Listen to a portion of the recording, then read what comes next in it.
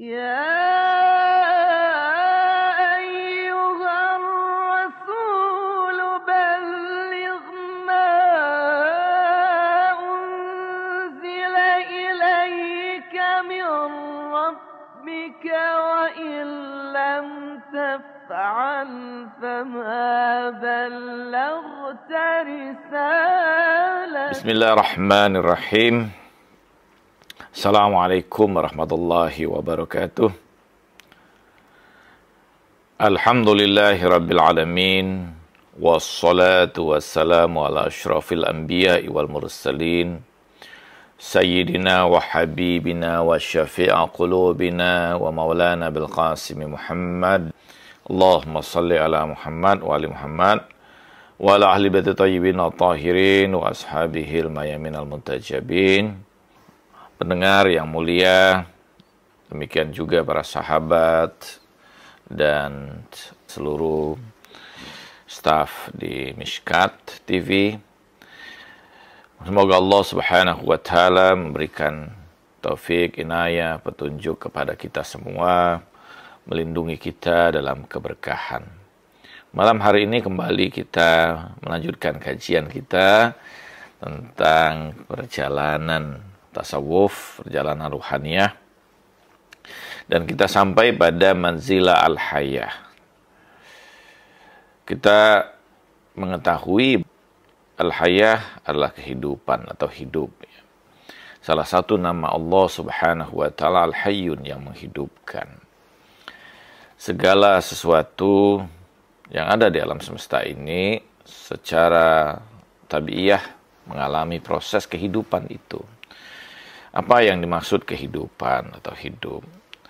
Sebagian memaknai bahwa hidup pada satu makhluk itu, bahwa makhluk itu pada dirinya ada kemampuan untuk mengeluarkan athar, mengeluarkan efek ya, atau memunculkan beragam daya yang ada pada dirinya.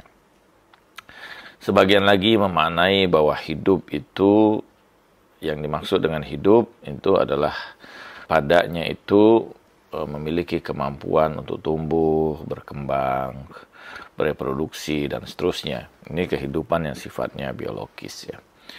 Sebagian lagi memaknai bahwa hidup itu adalah orang yang mampu atau makhluk yang padanya itu ada beberapa karakteristik utama. Padanya ada ruh yang menjadi sumber bagi kehidupannya. Ada beragam tentu saja pemaknaan secara umum tentang hidup ini. Tetapi dalam pembicaraan kita tentu yang dimaksud adalah hidup dalam pemaknaan tasawuf ya. Pemaknaan ruhaniyah, bukan lagi sekedar hidup dalam makna biologis semata. Dalam makna yang seperti ini, Allah Subhanahu wa Ta'ala pada surah Al-An'am ayat 122 Allah Subhanahu wa Ta'ala berfirman, "Aw man kana mayyitan fa ahyainahu wa ja'alna lahu nuran yamshi bihi fin nas kaman mathalahu fi zulumati laysa bi kharij minha kadzalika zuyyina lil kafirina ma kanu ya'malun." Dan apakah orang-orang yang sudah mati kemudian kami hidupkan dan kami berikan kepadanya cahaya yang benderang, yang dengan cahaya itu dia dapat berjalan di antara manusia, serupa dengan orang-orang yang keadaannya dalam gelap gulita dan dia tidak mampu keluar darinya. Demikianlah kami jadikan orang-orang kafir itu memandang baik apa yang telah mereka lakukan.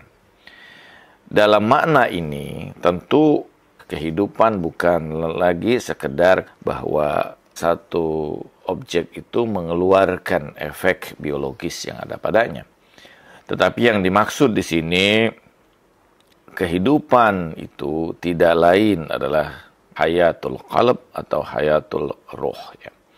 Jadi kehidupan yang terkait dengan hati manusia atau dengan ruh manusia itu. Mengapa demikian?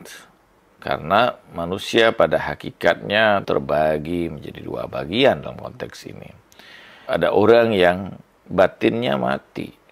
dia hidup, tapi kehidupan dirinya tidak lebih dari kehidupan alamiah semata, atau kehidupan haiwaniah, namun kesadaran dirinya yang lebih tinggi itu tidak ada padanya. Orang yang seperti ini, mereka pada hakikatnya adalah orang yang mati. Sebagaimana Al-Quran juga menyebutkan pada surah An-Naml ayat 80 ketika Allah Subhanahu wa taala menyebutkan innaka la tusmi'ul mauta wa la tusmi'us summa du'a. Bahwa sesungguhnya engkau tidak bisa menjadikan mereka itu mendengar sekalipun kamu memanggilnya. Atau mereka dalam keadaan tuli ketika kamu memanggil diri mereka, ya. Ayat ini jelas menunjukkan kepada kita bahwa seseorang yang dalam keadaan mati, mereka tidak bisa menerima seruan ini. Mereka tidak bisa mendengar, ya. Jadi mati dalam makna seperti ini bukan mati dalam arti biologis, bukan mati dalam arti fisik, ya. Tetapi sesungguhnya mereka adalah orang-orang yang batinnya mati. Wa kadzalika auhayna ilaika ruhan min amrina. Ma kunta tadri mal kitab walal iman walakin ja'alnahu nuran nahdi bihi man nasya'u min ibadina. Allah mengatakan pada surah Asy-Syura ayat 52, demikianlah kami wahyukan kepadamu ruhan min amrina, dari urusan kami. Dan kamu tidak tahu tentang apa itu kitab, tidak juga tentang iman.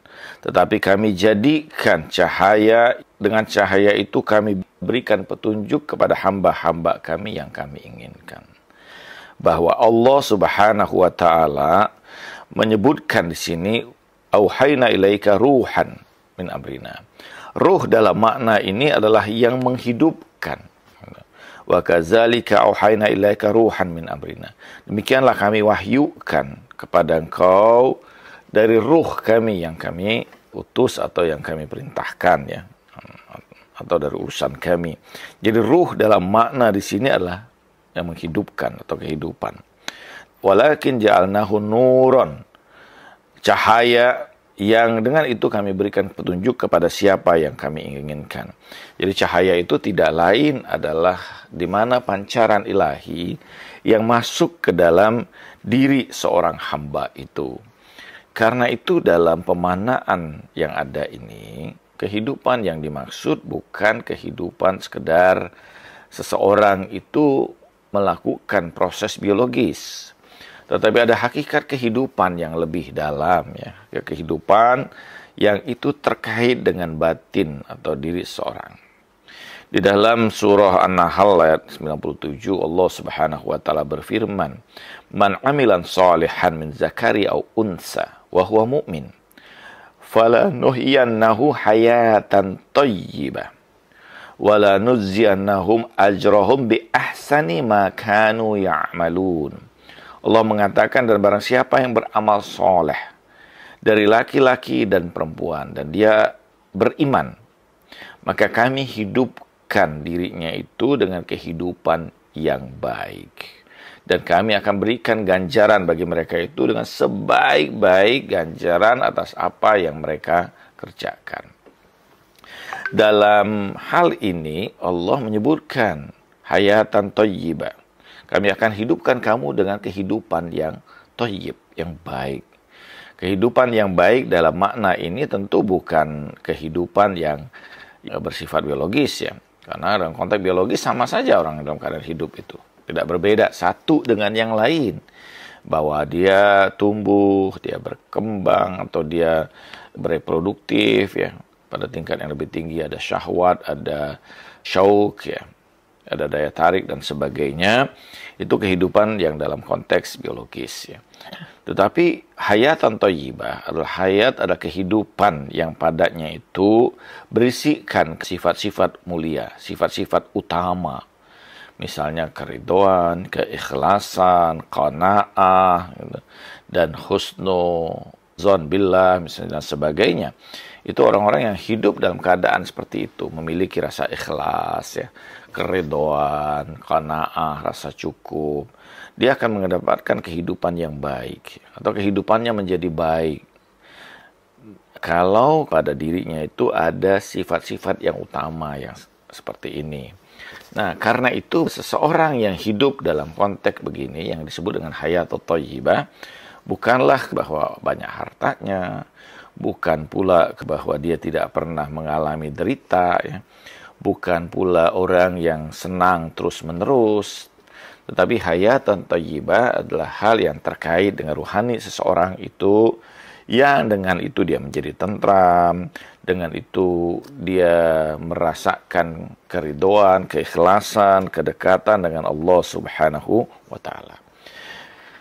Jadi karena itu kita bisa maknai bahwa dalam konteks pembicaraan kita yang dimaksud dengan hayah atau dengan hidup tidak lain adalah kehidupan bahwa ruhani seseorang itu pada dirinya mendapatkan cahaya ilahi, mendapatkan pancaran ilahi, bahwa batinnya itu benderang, batinnya itu mampu melihat keindahan, keagungan cahaya ilahi yang terpancar kepada dirinya. Manzilatul haya, tingkatan atau manzilah haya itu adalah manzilah di mana seseorang mencapai derajat tersebut.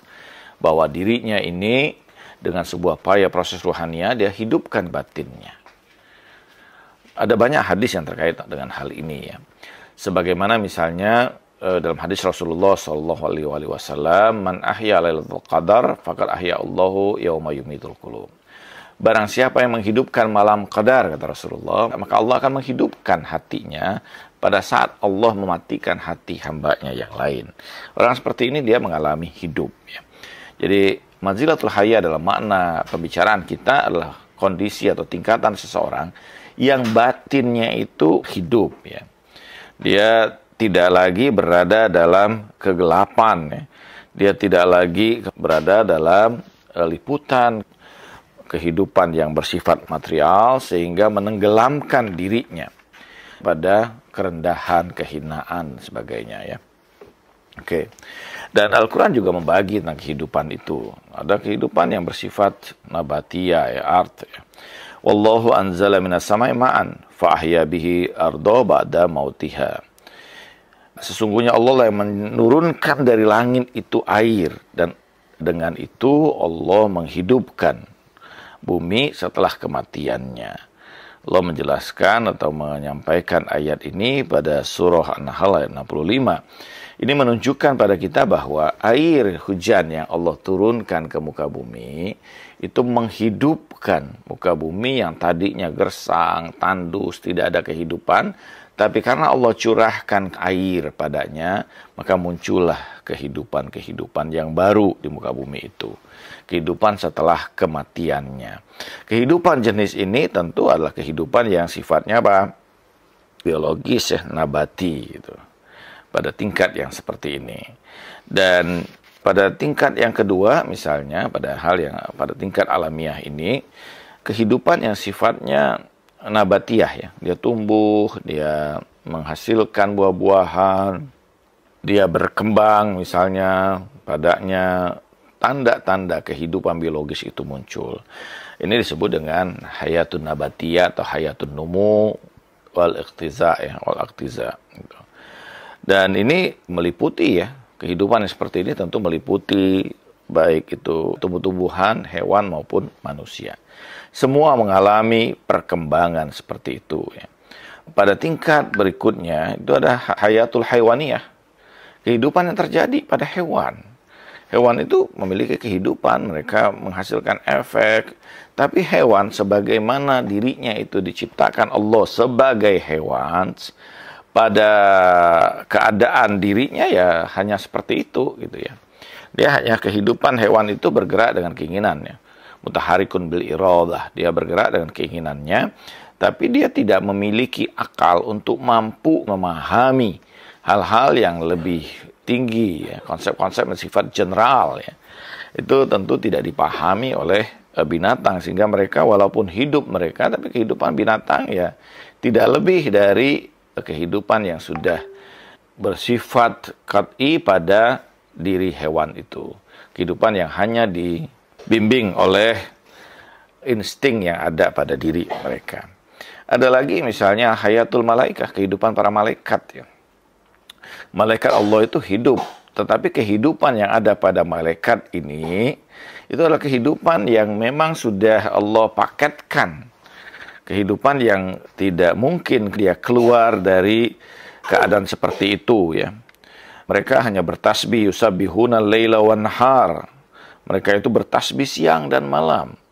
Mereka hanya melakukan apa yang Allah sudah tetapkan pada diri mereka. Pada malaikat itu ada kedudukan yang sudah bersifat tetap, yang tidak mungkin dia keluar dari kedudukan itu. Wallahu maqamul ma'lum. Pada mereka itu ada kedudukan yang pasti, yang jelas. Ya. Nah, ini semua tentu di luar dari pembicaraan kita. Kehidupan beragam jenis kehidupan yang ada tadi tentu tidak dalam makna yang kita bicarakan.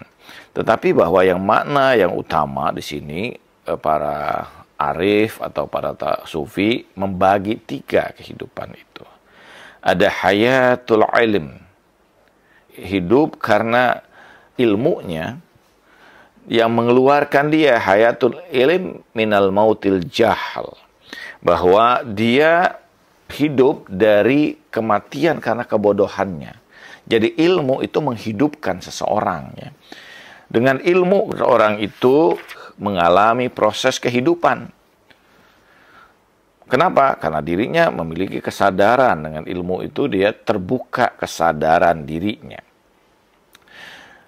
Dia memahami beragam hal ya, yang tentang keadaan dirinya. Jadi orang yang pada tingkat yang paling dasar hayatul ilm itu menyelamatkan dirinya dari kejahilan, kematian karena kejahilan itu. Karena orang yang bodoh itu adalah orang yang pada hakikatnya mereka tidak hidup. Hal yastawil lazi ya'lamuna la ya'lamun. Apa sama orang yang memiliki ilmu, kata Al-Quran, dengan orang yang sama sekali tidak memiliki ilmu, al-jahal. Orang yang jahal itu pasti orang yang sebenarnya mereka itu mati ya. Kehidupan mereka tidak lebih sebagai kehidupan hewani semata gitu, bukan hidup sebagai insani. Orang-orang yang tidak memiliki ilmu dan pengetahuan ya. Nah, pada tingkat ini ada 3 tingkatan ya, 3 keadaan jiwa seseorang itu. Yang pertama bahwa nafsul khauf ya. Ada jiwa ketakutan, jiwa khawatiran. Yang kedua nafsul roja, yaitu jiwa yang padanya ada harapan, ada dorongan keinginan. Yang ketiga wa nafsul mahabbah ya, jiwa kekasih, jiwa yang sudah jatuh cinta. Pada konteks nafasul khauf ini, karena ilmu yang ada padanya memberikan kesadaran bahwa Allah selalu mengawasi dirinya. Apapun yang dilakukan dalam kehidupan ini, pasti Allah akan meminta pertanggungjawaban atas diri kita semua. Tidak ada sesuatu yang terlewat ya, dari diri kita. Dan seluruh catatan-catatan amal itu akan terbuka.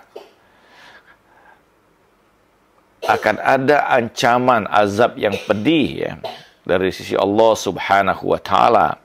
Karena itu bahwa ilmu yang ada pada diri seorang hamba atau seorang salik mengantarkan kesadaran pada dirinya bahwa segala hal ini akan mendapatkan pertanggungjawaban di hadapan Allah, sehingga menimbulkan jiwa yang khawatir, jiwa yang takut, jiwa yang tunduk atas ketentuan, ketetapan Allah Subhanahu wa Ta'ala. Dia khawatir sekali dengan ancaman-ancaman Allah. Walain kafartum inna azabi lasyadid. Al-Quran mengatakan bahwa kalau kamu kufur, sesungguhnya azabku sangat pedih, kata Al-Quran. Ya. Jadi menimbulkan ketika kesadaran itu muncul karena pengetahuannya, rasa khawatir, rasa takut yang begitu luar biasa. Ya. Dalam banyak kisah-kisah tasawuf yang mengisahkan tentang kekhawatiran ini. Misalnya dalam riwayat, dalam salah satu kitab dikatakan bahwa ada seorang arif yang bernama Abu Darda itu menangis sepanjang hari sepanjang kehidupannya karena kekhawatiran. Kenapa dia menangis seperti itu? Allah bukakan di hadapan dirinya tentang keadaan neraka sehingga membuat dirinya ketakutan sepanjang hidupnya akan apa yang dia saksikan di dalam neraka itu. Nah, ini karena apa dia dapat mampu menyaksikan itu? Tentu karena ilmunya. Orang yang sudah ilmunya membawa dirinya hidup, maka muncul kesadaran itu sehingga memunculkan khawatiran bahwa Allah Subhanahu wa taala sari'ul hisab, paling cepat perhitungannya, bahwa Allah Subhanahu wa taala memiliki sifat muntakim yang membalas dendam misalnya ya. Allah Subhanahu wa taala memiliki sifat al-ghadab yang maha pemarah sehingga menimbulkan kekhawatiran, rasa takut yang luar biasa karena kesadaran akan ilmu ini. Tentu ilmu yang dimaksud bukan ilmu yang bersifat rasional ya, tapi ini keterbukaan dari pandangan hatinya sehingga dia memiliki pengetahuan yang akan terjadi. La ta'lamuna ilmal yakin la tarawnal jahim. Kalau kamu memiliki ilmu yakin, kamu akan melihat neraka jahanam itu. Yang kedua, dari hayatul ilmi ini memunculkan wa nafsur raja, jiwa yang penuh harapan.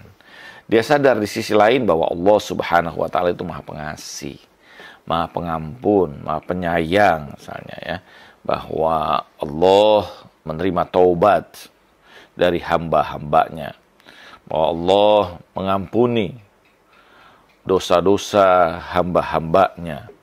Allah menginginkan setiap hambanya itu untuk masuk ke dalam surganya ya, bukan dalam azabnya. Nah, hal-hal yang seperti ini memunculkan harapan. Ada seorang sufi berkata, ya Allah, sekiranya Engkau tidak mengabulkan permohonanku, Kau masukkan aku ke dalam neraka-Mu, maka aku akan kabarkan kepada seluruh penghuni neraka itu bahwa Engkau Ghafurur Rahim, yang Maha Pengampun lagi Maha Pengasih. Jadi ini sifat-sifat yang menimbulkan harapan pada diri kita.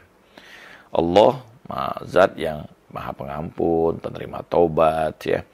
Yaqbalu taubata an ibadih. Allah yang menerima taubat dari hamba-hambanya. Allah juga mengampuni setiap dosa hambanya itu. Bahkan ada banyak ibadah yang Allah janjikan.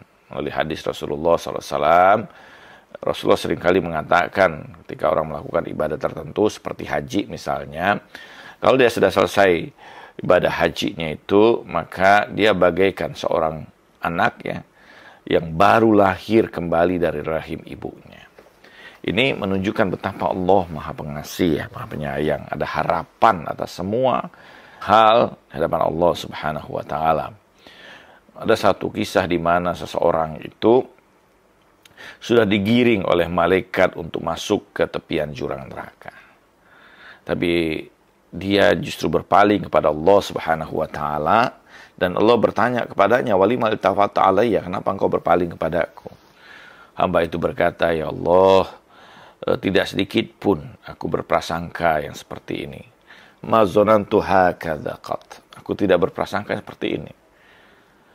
Dan Allah mengatakan, "Wa kaifa zonanta bi?" Orang itu berkata, Allah mengatakan, "Bagaimana prasangkamu terhadapku?" Dan hamba itu berkata, "Ya Allah, aku berprasangka bahwa Engkau akan mengampuni dosa-dosaku, memaafkan kesalahanku, dan memasukkan aku ke dalam surga-Mu."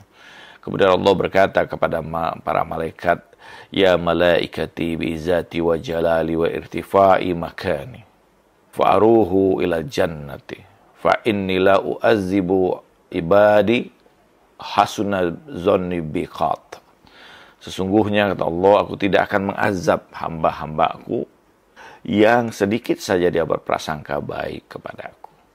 Ini mendorong kita memiliki rasa harap di hadapan Allah Subhanahu wa taala. Ketika kita mengenali hakikat ini, ada hakikat yang sifatnya jalaliyah, ada hakikat yang sifatnya jamaliyah, maka akan muncul pada diri kita bentuk jiwa ketiga yang disebut nafsul mahabbah ya. Jiwa kasih sayang, jiwa cinta kepada Allah Subhanahu wa taala, karena Allah adalah zat yang maha sempurna. Semua fitrah manusia itu mendorong manusia untuk sampai pada kesadaran bahwa Allah lah zat yang maha sempurna, zat yang maha indah, sehingga diri manusia itu terdorong untuk sampai pada puncak kesempurnaan itu. Dorongan manusia yang pada diri manusia ini yang mendorong manusia itu untuk sampai pada kesempurnaan hakiki itu memunculkan dorongan kasih sayangnya, cintanya kepada Allah. Qul in kuntum tuhibbunallah fattabi'uni yuhibbukumullah. Maka katakan, sekiranya kamu mencintai Allah, maka ikutilah aku. Niscaya Allah akan mencintai dirimu. Jadi rasa cinta kita kepada Allah Subhanahu wa taala, pengetahuan kita tentang Allah, marifat kita pada Allah. Ketika kita melihat bahwa Allah adalah zat yang maha baik, betapa Allah Subhanahu wa taala sama sekali tidak kikir terhadap kita. Allah memberikan banyak hal, banyak nikmat pada diri kita, dan kadang tanpa batasan, tanpa terbatas. Belum selesai kita mendapatkan kenikmatan, satu kenikmatan, Allah berikan kenikmatan-kenikmatan yang lain dalam kita, tanpa putus. Sekalipun bagi seorang hamba yang melakukan dosa atau maksiat. Allah mengatakan, wa rahmati wasi'at kulla syai'. Rahmatku itu meliputi segala sesuatu. Sabaqat rahmatuhu ghadabah. Dalam hadis dikatakan bahwa kasih sayang Allah itu lebih mendahului kemarahannya. Ketika kita menyadari bahwa Allah Subhanahu wa taala zat yang sempurna, zat yang maha pemurah, maha kasih sayang, yang paling terbaik dalam memperlakukan kita, memberikan dengan pemberian yang tanpa batas dalam kehidupan kita ini, maka otomatis akan muncul di dalam hati kita rasa cinta kepada Allah Subhanahu wa taala. Karena dorongan fitrah manusia itu mendorong manusia untuk mencintai keindahan, kemutlakan, kesempurnaan, sumber beragam kebaikan. Sahabat Nabi Mu'az bin Jabal berkata bahwa ta'allamu ilma, belajarlah kamu pengetahuan. Fa inna ta'allumahu lillah khasyah.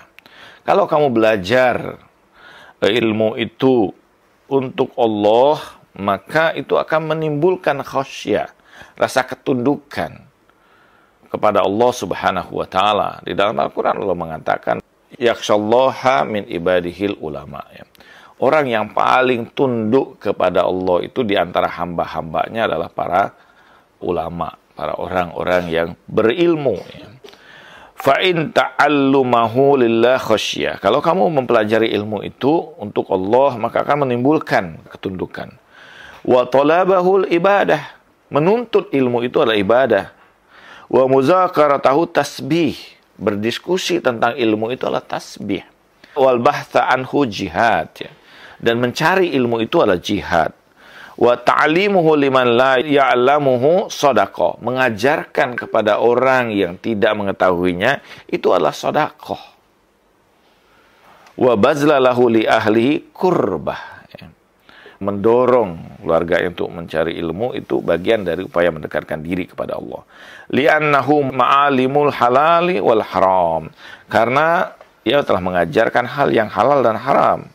Wa manaru subul ahlil jannah, itu adalah menaranya dalam jalan para ahli surga. Jadi itu ketinggian para ahli surga. Wa huwal anisu fil wahsya, itu akan menyebabkan seseorang itu tentram sekalipun dalam keadaan yang mengkhawatirkan, dalam keadaan yang menegangkan. Wa sahibu fil ghurba, ilmu itu adalah sahabat dalam kesendirian. Wal muhdisu fil khalwa, dia tempat kita untuk berdialog dalam kesepian kita. Wa dalilu ala sarai wad dara, dia merupakan petunjuk baik dalam keadaan lapang maupun dalam keadaan sempit. Wasilahu alal a'da, itu adalah senjata terhadap musuh. Wa zainu indal akhilla, dia merupakan perhiasan di antara manusia, di antara makhluk Allah.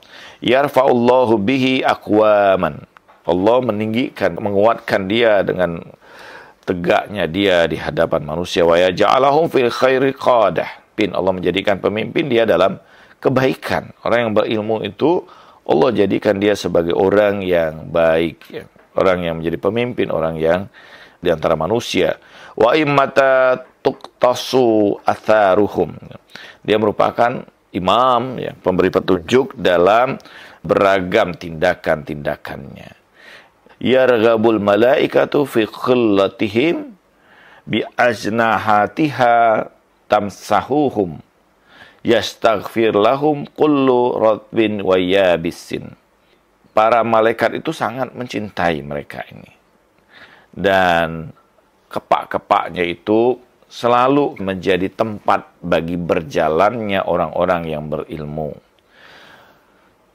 Segala jenis dedaunan itu memohonkan ampunan bagi orang-orang yang berilmu itu. Ini kemuliaan-kemuliaan yang luar biasa tentang orang yang berilmu ini. Bahwa dia menghidupkan diri seseorang. Jadi kalau seseorang itu pada tingkat yang paling dasar disebutkan hayatul ilim. Jadi hidupnya itu karena ilmunya.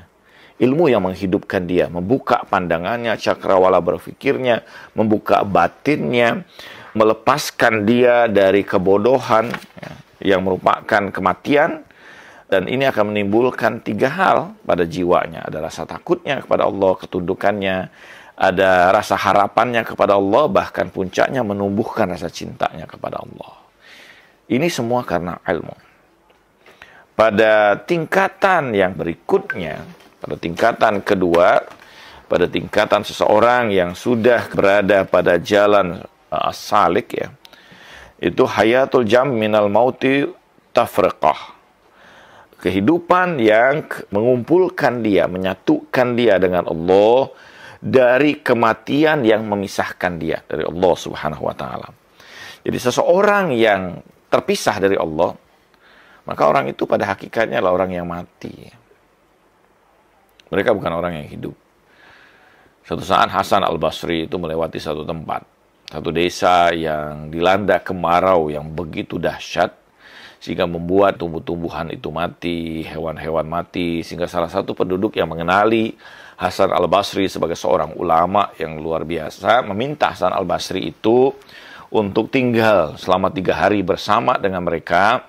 Mereka akan menjamu Hasan al-Basri dengan satu syarat. Hasan al-Basri mendoakan kebaikan mereka, mendoakan kemurahan Allah atas mereka. Tapi baru saja Hasan al-Basri itu menetap di situ, baru 1 malam, paginya dia sudah pergi meninggalkan tempat itu. Sehingga orang itu bertanya, bukankah engkau berjanji untuk tinggal bersama kami selama 3 hari dan mendoakan kami? Hasan al-Basri mengatakan, bagaimana mungkin aku mendoakan orang-orang yang sudah mati. Penduduk desa itu adalah penduduk yang melakukan beragam keburukan, beragam maksiat. Mereka terpisah pada hakikatnya dari Allah, menjauh dari Allah Subhanahu wa taala, sehingga menyebabkan mereka ini pada hakikatnya mengalami apa yang disebut dengan kematian, ya. Bahwa dosa itu pada hakikatnya adalah elemen yang paling cepat untuk mematikan jiwa manusia. Ra'aitu dzunuba tumitul qulub wa qad yurithu dhulla idmanuha wa tarku dzunub hayatul qulub wa khairul linafsika asyanuha. Aku menyaksikan bahwa dosa itu akan mematikan hati, dan dia akan menurunkan, mewariskan kehinaan dan kerendahan ketika berada bersamanya. Meninggalkan dosa adalah sumber kehidupan bagi hati, dan itu yang terbaik bagi jiwamu untuk melepaskan, untuk menolak dirinya. Ketika seseorang itu melepaskan dirinya dari dosa, dari kejelekan, maka otomatis akan muncul kehidupan yang ada pada batinnya ini, pada hatinya itu. Jadi kalau pada tingkatan yang kedua ini, yaitu ketika dia bersama dengan Allah, maka dirinya menjadi hidup. Terpisah dari Allah, dia akan menjadi mati. Wala takunu kallazina sallallahu ansallahu anfusahum. Jangan kamu jadi, kata Allah, orang yang melupakan Allah, maka Allah akan lupakan kamu dari diri kamu sendiri. Orang yang lupa akan dirinya sendiri, dia pada hakikatnya mengalami kematian. Dia sudah tidak lagi mengenali dirinya.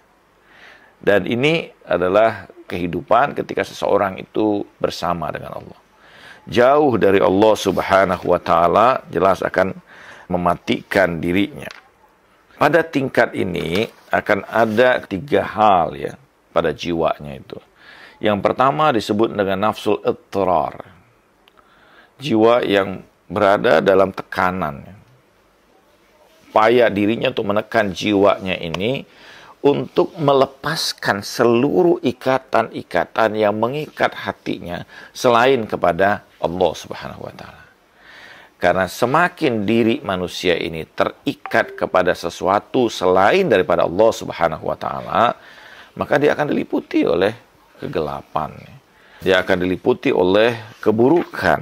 Jadi orang yang berada dalam kematian, yang dalam keadaan seperti itu, mereka tidak bisa keluar ya dari kegelapan yang selama ini mungkin meliputi mereka ya.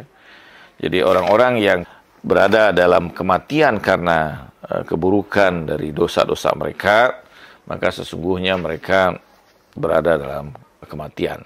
Jadi ketika semakin terikat jiwa kita kepada selain Allah, maka semakin terpisah kita dengan Allah, maka terjadilah kematian pada tingkat yang kedua ini. Yang kedua ada nafsul iftiqar ya, di mana jiwa seseorang itu karena dia bersama dengan Allah, dia bukan lagi menekan dirinya ini untuk melepaskan beragam ikatan, tapi merasakan bahwa dirinya ini tidak bermakna apapun di hadapan Allah. Menjadi kecil di hadapan Allah. Menjadi tidak bermakna, menjadi bukan apa-apa. Jadi orang yang seperti ini, pada hakikatnya dia tidak lagi merasakan apapun kecuali apa yang Allah masukkan pada hatinya. Jadi karena jiwanya sudah berada pada jiwa yang iftiqar ya, dia sudah tidak lagi merasakan apapun kenikmatan selain kenikmatan bersama dengan Allah Subhanahu wa taala, maka kehidupan yang terjadi padanya itu hanya semata kehidupan yang keberadaan dia bersama dengan Allah. Jiwanya dia tidak lagi merasakan bahwa bahkan dirinya pun merasakan bahwa dia tidak bermakna, tidak ada ya. Dalam bahasa Persia itu disebut dengan hijj. Hijj itu adalah keadaan di mana dia sudah merasakan ketiadaan. Pada saat orang merasakan dirinya ketiadaannya di hadapan Allah, maka dia pada saat yang sama sesungguhnya dia hidup bersama dengan Allah Subhanahu wa taala. Ada seorang yang melewati satu jalan dan didapati ada seorang yang menghalangi jalan itu. Orang yang mau lewat itu tidak lain adalah wali kota ya, penguasa kota itu, dan dia dengan kesombongannya berkata, "Siapa engkau? Tahukah engkau siapa aku?" Orang itu tahu, dia berkata, "Anda penguasa ini, Anda wali kota tempat ini." Wali kota itu bertanya, "Kenapa engkau tidak minggir dari jalanku?" Orang itu berkata, "Sungguhnya aku lebih tinggi dari Anda, kedudukanku." Wali kota itu berkata, "Siapa Anda? Apakah Anda seorang menteri?" Orang itu berkata, "Tidak, saya di atas menteri." "Siapa yang ada di atas menteri?" "Di atas menteri tidak lain ada khalifah." "Apakah engkau khalifah?" Sambil mengejek. Dia berkata, "Aku ada di atas khalifah." Kemudian wali kota itu berkata, "Tidak ada yang berada di atas wali kota." Dia berkata, "Sesungguhnya aku tidak ada itu." Jadi kedudukan disebutkan dalam bahasa Persia adalah maqamu hijj, ketiadaan itu adalah di mana seseorang itu mengatasi segala hal ya, yang justru menyebabkan dia berada dalam ketinggian karena dia sudah bersama dengan hakikat Allah Subhanahu wa taala. Ini kehidupan yang disebut dengan jiwa iftiqar ya. Ada tingkat yang ketiga yaitu nafsul iftikhar ya. Pada tingkat yang ketiga ini, jiwa yang sudah padanya itu muncul kemudian kebanggaan atau karena dia bersama dengan Allah Subhanahu wa taala ya. Dia sudah menyaksikan, mengalami syuhud atas tajali setiap hakikat yang datang dari sisi Allah dalam asma ilahi, maka Allah Subhanahu wa taala menjadikan pada tingkat ini apa yang disebut sebagai kurbun nawafil ya. Kurbun nawafil itu di mana orang itu berada dalam kedekatan yang begitu dekat dengan Allah Subhanahu wa taala dan mereka hidup bersama dengan Allah Subhanahu wa taala. Al-Qur'an mengatakan wala tahsabanna allazina qutilu fisabilillahi amwatan Bal ahya inda rabbihim yurzakun. Jangan kamu kira orang yang sudah terbunuh di jalan Allah. Jadi pemanaan dalam makna terbunuh di jalan Allah ini, dia sudah tidak lagi menyadari keberadaan dirinya, kecuali hanya keberadaan Allah Subhanahu wa Ta'ala. Dan orang seperti ini, dalam Al-Quran dikatakan, jangan kamu kira bahwa mereka itu mati. Tidak. Mereka itu hidup di sisi Allah, bahkan mendapatkan rezeki yang sangat banyak, ya, rezeki yang terus-menerus dari sisi Allah Subhanahu wa Ta'ala, rezeki yang tidak pernah terputus, ya. Dan ini adalah tingkatan di mana seseorang itu sudah berada pada tingkat nafsul iftikhar ini, ya, bahwa jiwanya sudah bersama dengan Allah Subhanahu wa Ta'ala, sehingga apapun yang muncul pada dirinya itu tidak lain adalah apa yang Allah inginkan padanya, apa yang Allah berikan kepadanya. Allah dalam hadis qudsi mengatakan bahwa man talabani wajadani, wa man wajadani ahabbani, wa man ahabbani ahbabtuhu, wa man ahbabtuhu kuntu sam'ahu yasma'u biha, wa kuntu lisanahu yatakalamu biha. Barang siapa yang mencariku, dia mendapatkanku. Barang siapa mendapatku, dia akan jatuh cinta kepadaku. Dan barang siapa yang jatuh cinta kepadaku, sesungguhnya aku jatuh cinta kepadanya. Dan akulah telinga yang dengan itu dia mendengar. Dan akulah lisannya yang dengan itu dia berbicara. Ini pada tingkat yang disebut dengan nafsul iftikhar. Jadi pada tingkat ini, orang yang sudah hidup dalam hayatul jams, ya, minal mauti tafriqah. Jadi dia sudah bersama dengan Allah dari kematian keterpisahan dengan Allah Subhanahu wa Ta'ala. Jadi orang yang masih terpisah dengan Allah pada tingkat ini, dia sebenarnya mengalami kematian. Dia tidak hidup dalam makna hidup yang sesungguhnya sebagaimana yang dikemukakan oleh para sufi. Pada tingkatan yang ketiga, yaitu hayatul wujud, ya, yaitu tingkatan yang paling tinggi, yang kehidupan atau wujud itu tidak lain sebenarnya adalah di mana Allah Subhanahu wa Ta'ala atau dirinya ini pada tingkat yang paling tinggi tidak lagi terpisah dari Allah Subhanahu wa Ta'ala. Ini di mana Allah Subhanahu wa Ta'ala sudah meliputi dirinya. Ini disebut dengan hayatul wujud, ya. Wahia hayatu bil haq, dan dia pada tingkat ini adalah kehidupan yang sudah bersama dengan al-haq, ya. Dan dalam hadis yang lain juga dikatakan bahwa pada tingkatan ini tidak lagi ada hijab yang membatasi dirinya antara dirinya dengan Allah Subhanahu wa Ta'ala. Sebagian memaknai bahwa dia sudah fana fillah, ya, fana di dalam Allah Subhanahu wa Ta'ala. Dan bahkan seperti yang tadi juga saya sampaikan, ini juga dia sudah berada pada tingkat qurbun nawafil ini, ya. Fa iza ahbabtuhu kuntu sam'ahu allazi yasma'u biha wa basaruhu allazi yubsiru bihi wa yadahu allati yabtisu biha wa rijluhu allati yamshi biha. Orang yang seperti ini Allah, dia adalah orang yang mendengar dengan pendengaranku, melihat dengan penglihatanku, tangannya kemudian bergerak dengan sebagaimana tanganku, dan kakinya berjalan sesuai dengan keinginanku. Ini hayatul wujud, ya. Jadi hakikat bahwa dia pada tingkat hayatul wujud ini, dirinya itu sudah betul-betul dalam kebersamaan dengan al-haq, ya. Jadi bukan lagi pada tingkat sekedar pada salik, ya, bahwa diri seseorang itu pada tingkat yang kedua seperti yang kita gambarkan tadi, nafsul iftikhar, di mana dia sudah merasakan melihat tajalli ilahi dan sebagainya. Tapi pada hakikat hayatul wujud, hakikat kehidupan yang paling tinggi, dia sudah tenggelam dari hakikat ilahi itu. Dan pada tingkat yang seperti ini, inilah hidupnya para nabi, ya.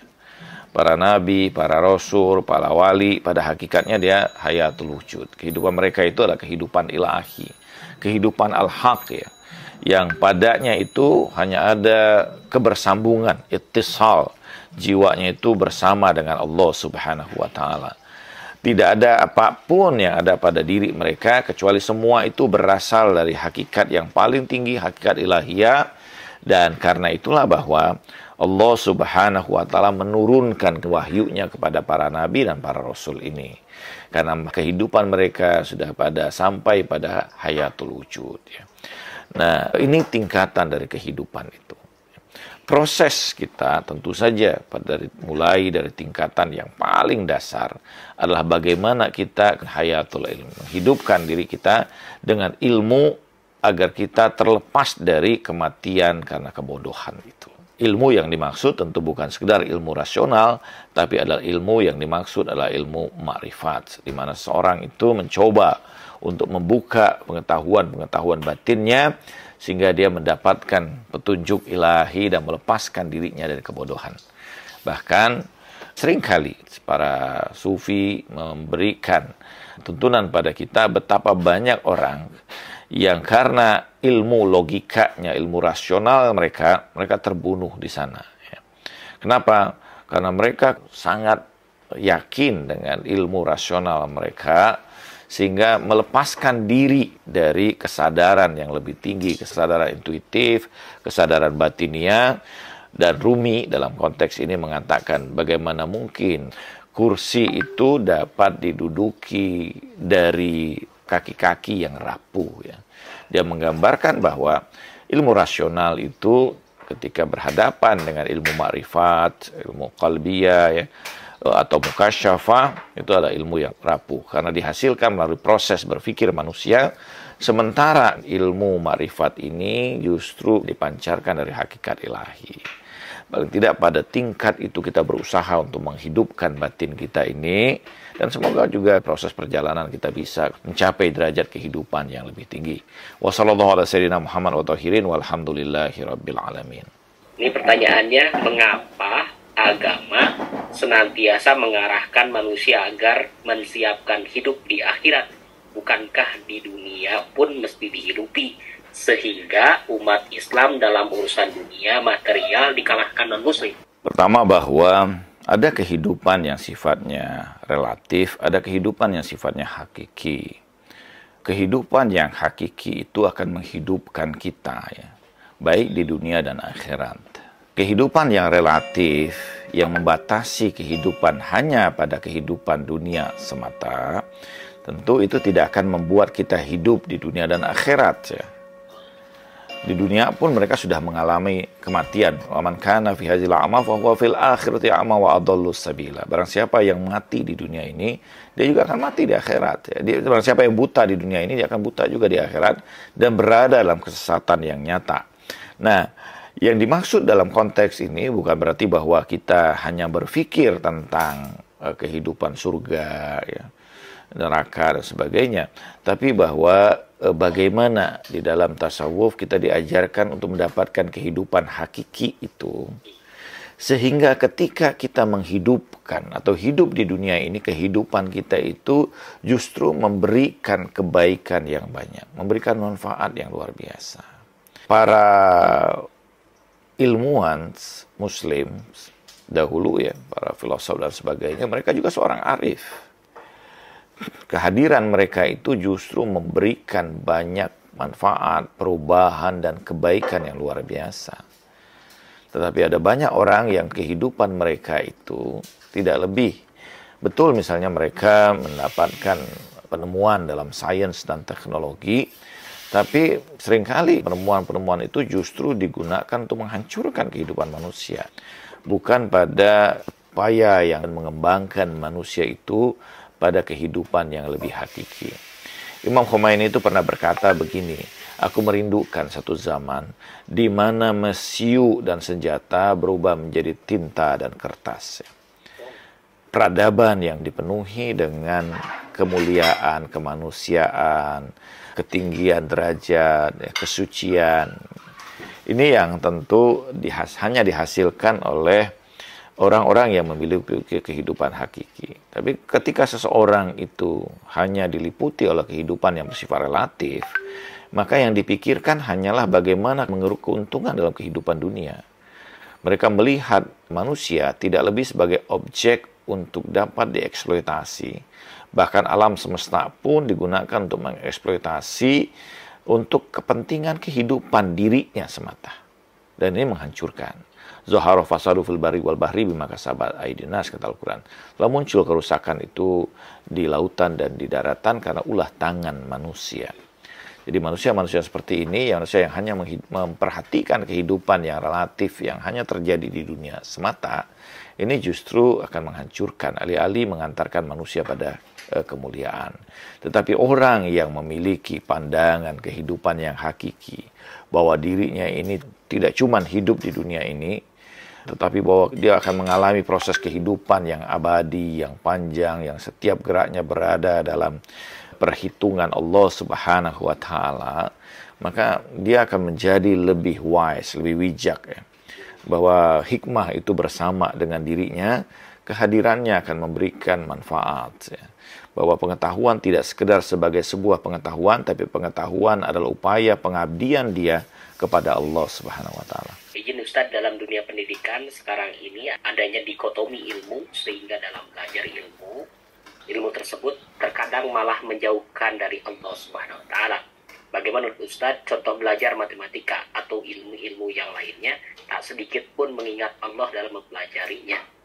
Allah menurunkan dua hal dalam proses kehidupan kita ini sebagai tandanya, sebagai ayatnya. Yang pertama adalah ayatul tasyri'iyah, dan yang kedua ayatul kauniyah.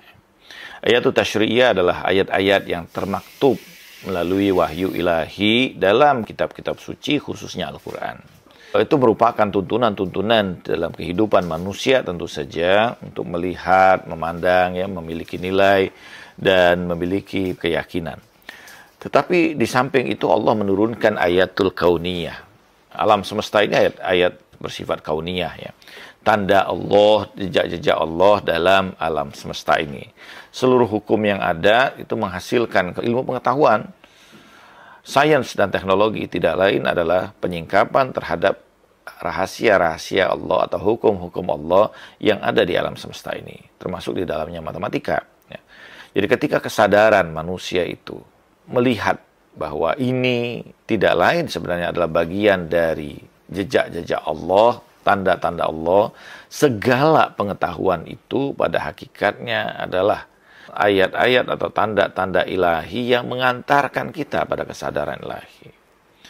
Matematika itu, kalau kita lihat, itu kan sebenarnya ilmu pengetahuan yang bersifat non-fisik justru. Matematika itu bersifat non-material. Kita tidak ada objek yang empat itu di luar, ya. Yang ada di luar itu hanyalah objek satu-satu, ya. Farad. Ini satu buku, dua buku, satu-satu, ya. Tetapi konsepsi kita yang mengkonsepsikan dan kemudian kita ikat dalam satu konsep yang kita sebut kemudian empat. Kita buat simbolnya, ya. Yang ada di luar tulisan itu bukan empat. Itu hanya simbolisasi dari konsep non-material dari empat itu. Hakikat empat itu tidak ada di luar, tapi ada di alam batin kita. Ketika kesadaran bahwa dasar dari sains dan teknologi ini justru sesuatu yang bersifat non-fisik, seharusnya kita sampai pada sebuah kesadaran bahwa hakikat dari segala sesuatu ini adalah non-material, ya, metafisik, gitu. Nah, sumber dari segala keberadaan ini tidak lain bersifat metafisik, gitu, ya. Jadi ketika seseorang itu memiliki kesadaran itu, ya, maka dia melihat ini semua memberikan kesadaran akan keberadaan dirinya. Ada satu buku yang menarik yang ditulis oleh Mehdi Gulsani, From Physics to Metaphysics, ya. Dari hal yang bersifat fisik ini muncul kesadaran yang bersifat metafisik. Nah, sayangnya matematika diperlakukan sebagai ilmu yang bersifat material. Padahal matematika itu bukan ilmu yang bersifat material. Segala hal yang material itu hanya simbolisasi dari matematika itu sendiri. Dia tidak pernah ada, matematika itu tidak pernah ada di luar, ya. Dia berada dalam konsep idea kita, ya. Jadi ini dia berada di alam misal kita.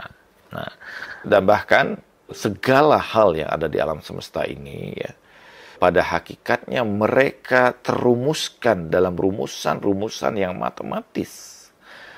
Karena itu bahwa seorang yang memang ahli dalam matematika sebenarnya dapat membaca setiap gerak yang terjadi pada alam semesta ini. Dan bahkan, ya, segala gerak yang ada pada seluruh bagian dari alam semesta ini ini bergerak secara matematis. Dan setiap gerakan matematis itu menunjukkan harmonisasi dari seluruh bagiannya, dan dia ketika dirubah menjadi nada, maka dia akan menjadi musik. Karena itu Allamah Tabatabai mengatakan keseluruhan bagian alam semesta ini terbentuk dari keharmonisan matematis yang kalau dirubah menjadi nada, maka dia akan menjadi nada yang begitu indah. Nah, sayangnya matematika hanya diperlakukan dalam konsep material semata, tidak melihat dengan kedalaman yang lebih lanjut bahwa itu mengantarkan kita pada kesadaran metafisik kita. Sekularisasi terjadi dalam pola yang seperti itu, bahwa memandang agama itu tidak ikut campur dalam keseluruhan bagian sains, teknologi, pengetahuan, politik, bahwa agama hanyalah sibuk dalam ibadah semata di gereja, ya. Tetapi bahwa Islam pada hakikatnya melihat segala sesuatu ini dalam satuan dari satu sudut pandang world view, ya, yaitu world view tauhid. Jadi ketika kita melihat bahwa segala sesuatu dalam sebuah kesatuan yang mutlak, yang tunggal, maka seluruh yang tampak dalam perbedaan itu tidak lain adalah tanda yang menunjukkan kita pada kesatuan itu.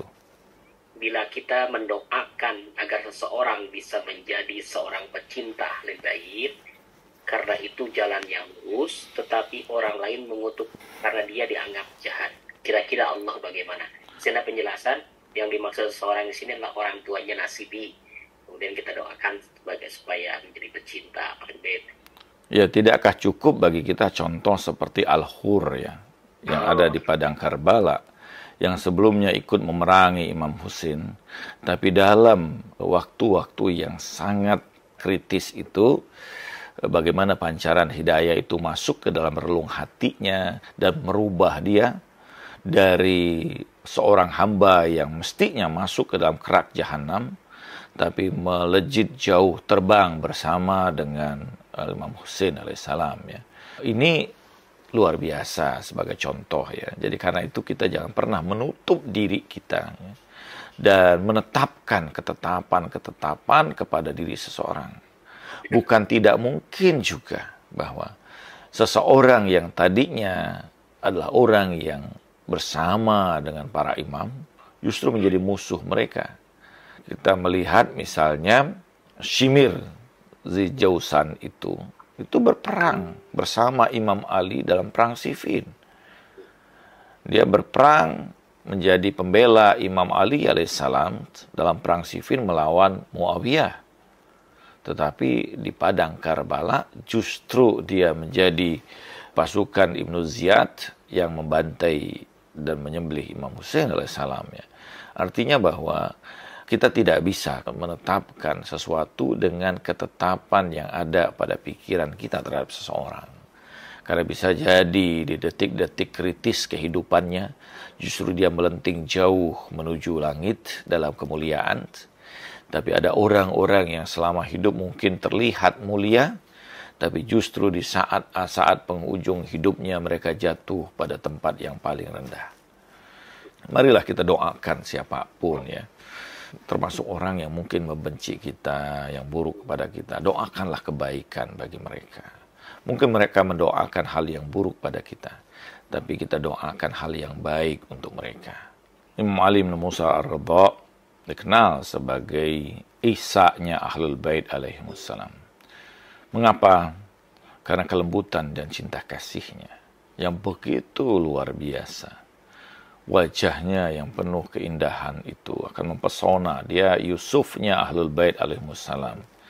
Karena memandang wajah Imam Ali bin Ridha itu, setiap orang akan terpesona dengan keindahannya yang luar biasa.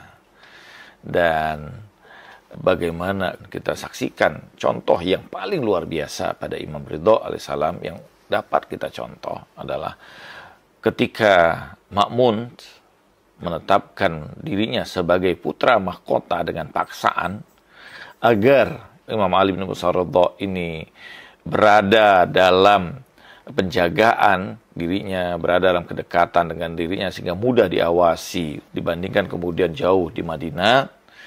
Dalam keadaan yang paling sulit seperti itu, justru Imam Ali Ar-Ridha memanfaatkan itu, kesulitan itu, untuk memberikan petunjuk bagi para pengikutnya, pecintanya. Itu memberikan satu pelajaran bagi kita dalam kesulitan kehidupan kita yang paling sulit sekalipun, sesungguhnya di situ ada kemudahan yang Allah berikan. Inna ma'al usri yusra wa inna ma'al usri yusra. Dalam setiap kesulitan itu, di dalam kesulitan itu sendiri ada kemudahannya. Dan di dalam kesulitan itu sendiri ada kemudahannya. Ini adalah pola yang digambarkan Imam Ali bin Musa Ridho kepada kita semua. Perjalanan kita dalam upaya kita ini tentu bahwa kita tidak hanya memperhatikan kehidupan tabiiyah kita, kehidupan alamiah kita, yang kita hidup dilahirkan, kemudian kita beraktivitas belajar, bekerja, membangun rumah tangga, menghasilkan keturunan, dan menumpuk kekayaan, kemudian kita tua dan mati. Itu kehidupan yang bersifat tabiiyah yang tidak banyak maknanya. Tetapi kehidupan yang bersifat hakiki, kehidupan yang bersifat batini, itu adalah kehidupan yang akan menghidupkan kita sepanjang zaman. Kehidupan yang bersifat tabiiyah hanya terbatas di alam dunia ini, tapi kehidupan batinia itu akan menghidupkan kita sampai di akhirat kelak. Mudah-mudahan kita juga memperhatikan kehidupan batiniah kita ini, sehingga kita bukan hanya hidup dalam konteks material, tapi kita hidup secara ruhania. A'udzubillahi minasyaitonirrajim. Bismillahirrahmanirrahim. Allahumma salli wa sallim wa barik ala sayyidina Muhammadin wa ali Muhammad. Ya muqallibal qulubi wal absar, ya mudabbiral laili wan nahar, ya muhawilal hawil wal ahwal, hawil halana ila ahsanil hal bihaqqi Muhammadin wa ali Muhammad. Ya arhamar rahimin. Wahai yang membolak-balikan hati dan pandangan, wahai yang mempergilirkan malam dan siang, wahai yang merubah-rubah keadaan, rubahlah keadaan kami menjadi sebaik-baik keadaan demi hak Muhammad dan keluarga Muhammad. Wahai yang maha pengasih dan maha penyayang, birahmatika ya arhamar rahimin. Wa sallallahu ala sayyidina Muhammad wal tahirin walhamdulillahi rabbil alamin. Wassalamualaikum warahmatullahi wabarakatuh.